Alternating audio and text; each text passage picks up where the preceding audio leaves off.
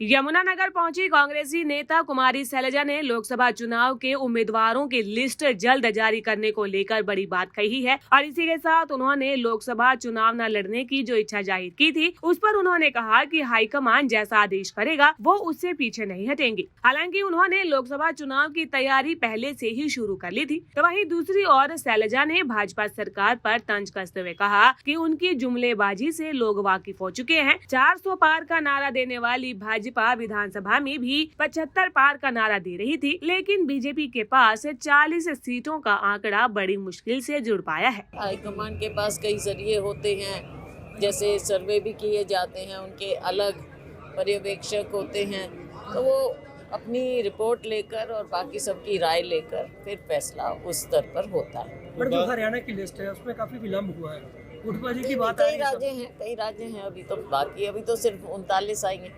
नहीं, हरियाणा को लेकर क्या गुटबाजी है या पहले आपको वाला सिस्टम चल रहा है? नहीं, ऐसी कोई बात नहीं। देखो, मैंने जैसे कहा, सबसे बातचीत करके स्क्रीनिंग कमेटी अपनी राय भेज देगी ऊपर हमारी केंद्रीय चुनाव समिति को, फिर वहाँ पर फैसला होगा। ये ज़रूर है कि आप मुझे कहते हैं, मैं उनको कहती हूँ, वो उनको कहते हैं, तो ये थोड़ा बहुत तो देखो राजनीति में भी और पार्टी में भी हमेशा चलता है, तो इसका कोई इतना ज़्यादा हम महत्व ना निकालें।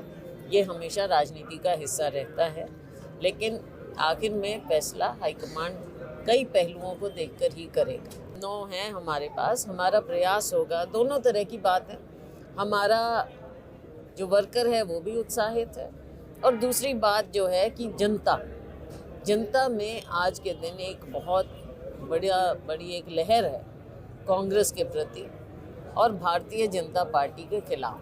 दोनों बातें होती हैं, नेगेटिव भी और पॉजिटिव भी। नेगेटिव है भारतीय जनता पार्टी की जुमलेबाजी के खिलाफ।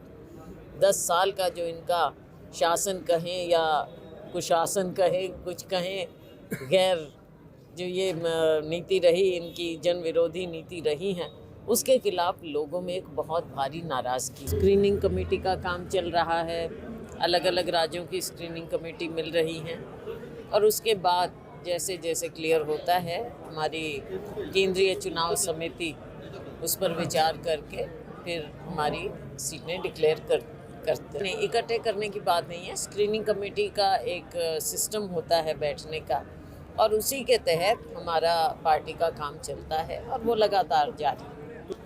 अब बस लगातार हो रही हैं, कल भी हैं और भी लगातार मीटिंग चल रही है। तो कब जल्दी होना चाहिए? अब तो समय के मुताबिक लिस्ट क्लियर होती जाएंगी। क्या लगता है? देखो, ये चलती रहेंगी बातें और हमेशा चलती हैं, हर चुनाव में चलती हैं। इस पर जो आखिरी स्टैम्प मोहर लगती है वो हमारे हाईकमांड की सेंट्रल इलेक्शन कमेटी की लगती है, तो जैसे वहाँ पर होगा मामला सब क्लियर हो जाएगा। नहीं, पीछे हटने की बात नहीं है। ये फैसला, जैसा मैंने पहले दिन से कहा, मेरा एक ही स्टैंड है और एक ही स्टेटमेंट है, और वही स्टेटमेंट मैं हर बार बताती हूँ आपको कि लोकसभा की बात है, विधानसभा की बात है, हमारी पार्टी हाईकमांड तय करती है। ये ज़रूर मैंने कहा कि इस बार, क्योंकि 4 महीने बाद हमारी विधानसभा की भी आएंगे चुनाव, तो मेरी इच्छा है कि इस बार मैं विधानसभा चुनाव लड़ूं, लेकिन आखिरी फैसला हमेशा हाईकमान का होता है।